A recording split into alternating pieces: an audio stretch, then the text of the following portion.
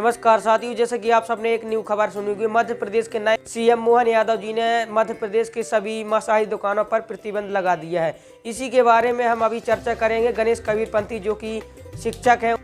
नमस्कार दर्शकों, मैं हूं गणेश और आज मैं एक मुद्दे पर बात करना चाहता हूं। जैसा कि आप सभी को पता है कि आज जो है मध्य प्रदेश के जो सीएम हैं, नए जो बने हैं अभी, उन्होंने मांसाहारी दुकानों पर प्रतिबंध लगा दिया है। ये एक बहुत अच्छा कदम उठाया गया उनके द्वारा, जो कि आज से पहले शायद किसी भी सरकार ने ऐसा कदम नहीं उठाया है जो आज डॉक्टर मोहन यादव जी ने उठाया है। उन्होंने एक बहुत बड़ी पहल शुरू की है और हम उम्मीद करते हैं कि इनकी ये जो पहल है ये पूरे मध्य प्रदेश में लागू हो और जहाँ जहाँ ये मांस की दुकानें हैं ये बंद हों, क्योंकि जितना ज़्यादा मांस भक्षण किया जा रहा है हिंसा को जन्म देता है। हिंसा उतनी ही ज़्यादा बढ़ती है और हिंसा से कितना पाप है, कितना नुकसान है, ये हम सभी जानते हैं।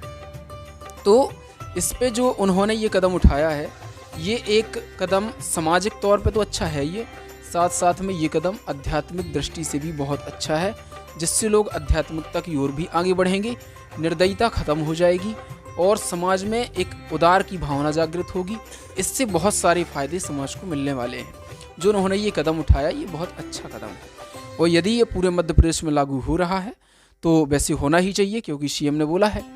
तो यदि हो रहा है तो हमारा समाज जो है बहुत स्वच्छ समाज बनने वाला है। तो जैसा कि मैंने अभी बताया है कि ये जो आदेश है, यदि ये पूरे प्रदेश में लागू होता तो ये बहुत एक अच्छी बात है कि सभी लोग इसको मान रहे हैं, फॉलो कर रहे हैं। लेकिन कहीं ना कहीं ऐसा होता है कि जैसे कई चीज़ों पर प्रतिबंध हो भी जाता है, फिर भी लोग ब्लैक तरीके से उसका काम करते रहते हैं। तो ये पूरी तरह से यदि जड़ से ख़त्म होगा तो ये मतलब ये सरकार ने तो बहुत सारे प्रयास किए हैं, नशा मुक्त अभियान भी खोले हैं और बहुत सारे नशा मुक्ति केंद्र भी खोले हैं, अभियान चलाया है। लेकिन इस समाज में वो बुराई पूरी तरह से जड़ से ख़त्म हो नहीं पाती है। इसके लिए एक साधन है जो आध्यात्मिक साधन है, और आज के समय में आध्यात्मिक साधन जिसके माध्यम से समाज एकदम स्वच्छ बन सकता है, मांसाहार से मुक्त हो सकता है, नशे से मुक्त हो सकता है, तो वो सिर्फ आध्यात्मिकता से हो सकता है। और आज के समय में जो आध्यात्मिक शक्ति है वो सिर्फ एक संत के पास होती है, जो पूरे विश्व में मात्र एक संत हैं, संत रामपाल जी महाराज।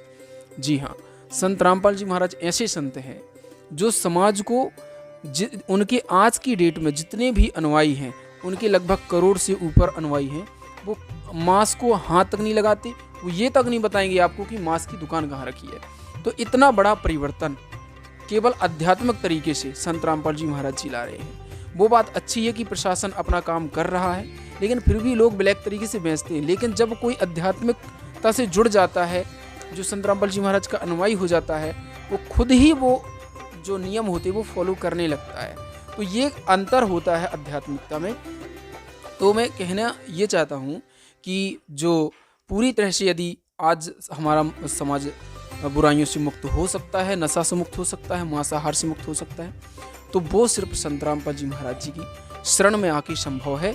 और सरकारें प्रयास कर रही हैं, ये तो एक बहुत अच्छा कदम है, वो अपने हिसाब से सही कर रही हैं, लेकिन सभी जनता इसको फॉलो नहीं कर पाती है। वो ब्लैक तरीके से, कोई कुछ तरीके से, जैसे ब्लैक मनी भी लोग इकट्ठा करते हैं, वो भी सरकार के नियम के खिलाफ है, लेकिन फिर भी लोग करते हैं। मतलब कहने का ये है कि वो बुराई जड़ से ख़त्म नहीं हो पाती है, वो सिर्फ और सिर्फ होगी तो संत रामपाल जी महाराज जी के शरण में आके होगी, क्योंकि वो अपने ज्ञान जो बताते हैं, उनका ज्ञान एकदम शास्त्र अनुकूल, और उनके आशीर्वाद से ही सारी बुराइयां छूट जाती हैं, क्योंकि वो एक पूर्ण संत हैं।